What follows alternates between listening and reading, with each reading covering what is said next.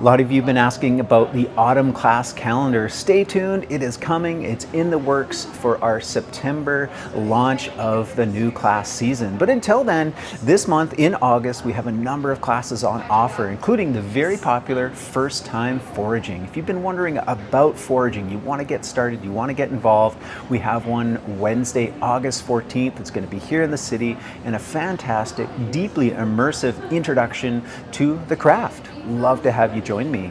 This weekend we have foraging for flavors, and then on Sunday, if you're into ice baths or maybe you want to get into it, we've got world record holder André Belibi, who will have you dip in the ice. He's got a whole session about getting your mindset right, achieving your goals, your dreams, your vision, and what he calls chasing your worthy cause. So that's coming up on Sunday, August 11th. It's an afternoon session where you will ice bath with the expert guidance of Andre. So check out lightseller.ca for remainder of our classes for August, and then coming in September, we'll have a whole new brand new class calendar.